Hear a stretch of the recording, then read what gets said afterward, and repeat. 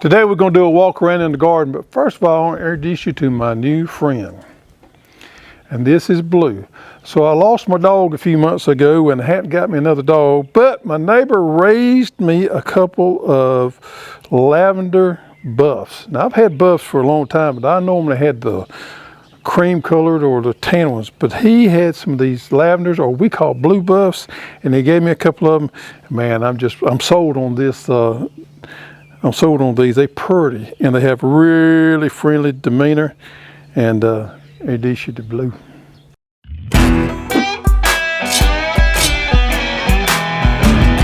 So I had a little trouble back in the fall and winter for a couple of years of rabbits. So I put this new fencing in on one of my plots here, hoping to help with that in the fall. But I used it this spring to plant my tomatoes and okra and stuff. I kind of downsized a little bit this year because we had so much going on, and with the new building, new construction, new projects, I just felt like it'd probably be best if I downsized a little bit on my tomato and okra growing, and it's just the two of us, so we really don't need as much as we used to need. So one of the new varieties that I'm growing this year is this indeterminate Better Boy. Now our buddy Jimbo out in Texas turned us on to this variety, and this is a new one for me, growing an indeterminate slicer. But man, I want you to look at the vigor of these plants. I've been really impressed so far. Of course, we got our peppers growing right here. And I've always been really fond of these pimentos. Pimento type peppers are probably my favorite. And look at there, we have the Ride on Red, which I think this is the one it is. So it'll turn red eventually. Boy, it's just loaded up with fruit. So I'm really impressed with those. And we got our Mercury cucumbers coming along here. Look at there, they got some little cucumbers in there. And our squash. Easy, Blue. All right, on our squash this year, we got these new grenade varieties here. Man, these things have really loaded up and producing a lot. Now, everybody, including us, that have used these or cooked these this year have really raved about the flavor. They're just off the charts. A little different flavor than we used to with squash, but all my neighbors and family that I've given them to have really been impressed. And we got the Delta squash, which is just a regular crookneck squash here. And look at the difference in the color of the plants. They're just not as green as those grenades. Same fertility and everything. And these grenades seem to have done really good, so I'm impressed with those. Best of all, it's a good eating squash. We got some other different varieties of tomatoes we're trialing right here. Of course, this right here is our indeterminate mountain vineyards we got growing. They're loading up. Half runner pole bean. Man, look at the blooms on this thing here sitting. Got a Hortonovus trellis up there. Now this is a flat type pole bean, which I kind of prefer. It's a good one there. Looks like we're gonna have plenty. I want you to look at there, maybe what, 10 to 15 feet, and we're gonna have plenty of pole beans. You know, it doesn't take a whole lot of pole beans if you look after them, trellis them right, to have plenty. For two people, I think this is gonna be plenty for us to eat fresh and probably have enough to can. Couple of new flowers we're doing this year, some of the dwarf ones. We've really stepped up and brought in some dwarf varieties. I got the dwarf zinnia growing right here. And not only do these plants not get as high, but the blooms are smaller.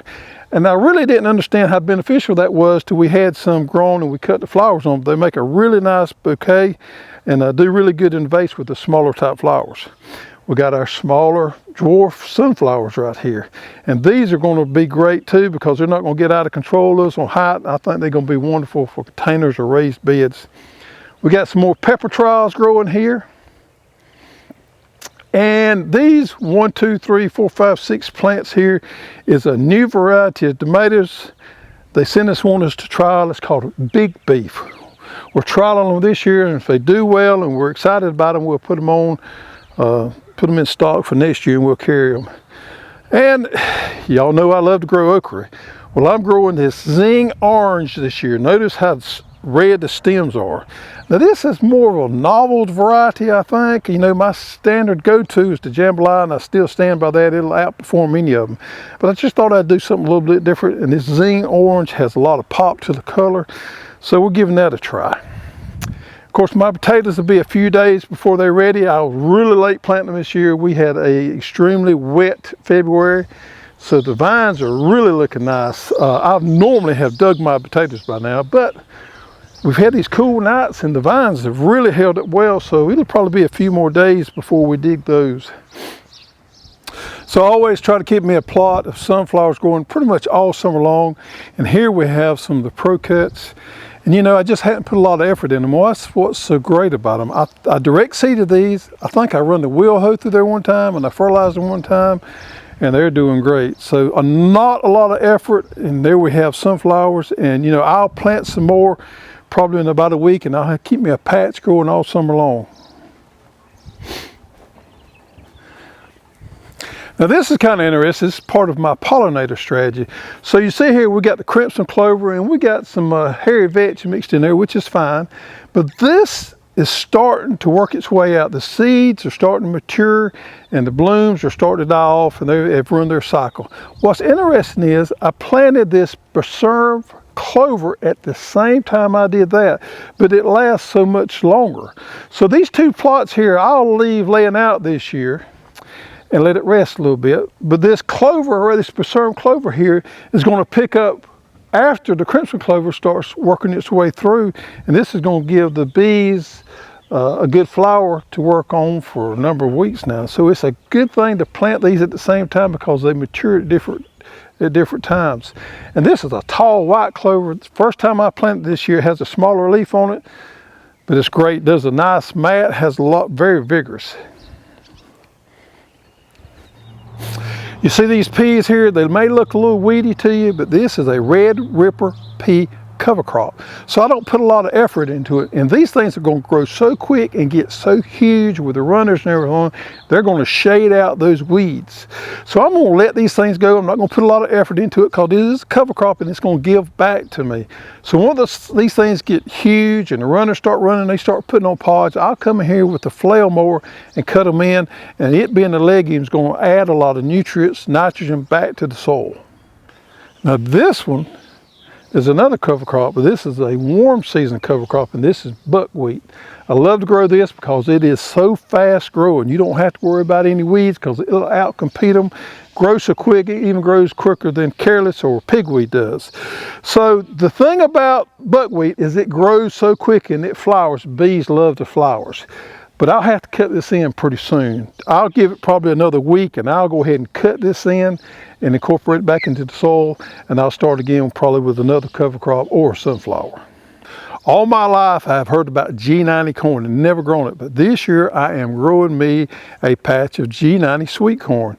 So we'll look and see how it does. It's done well so far, excited about it. It's starting to grow. Corn is one of my favorite things to grow because it grows so quick. Every day when I walk out there, I can tell it has grown. I try to measure it. As old timers used to say, if you stand still and be quiet, you can actually hear it grow this time of the year. So there we have our G90. I got me a patch of those baby doll watermelons growing this year. And if you followed us along, you'll know it won one of our taste tests last year. It's probably one of the sweetest, best varieties I've ever tasted. Now it is a yellow meated watermelon. It's a small personal size and it is seeded. So I know some of y'all love your seedless watermelons out there, but this seeded variety absolutely was delicious. So I grew me a patch of them this year, and you can see there they're starting to put on runners. They're nice and green. I've kept them really fertilized and really well fed up to this point. Now I have to be a little bit careful once they start blooming and put on fruit set, because if I fertilize them too much at this point, they're going to throw those blooms off. So I want a good fruit set. So I want to be real careful about my fertility. So they'll start to run. We want to grow plenty of vines so they protect that fruit from sun scald. But I'm really looking forward to this baby doll variety. So if you want to know more about our products or you want to learn more about vegetable garden, check out these videos.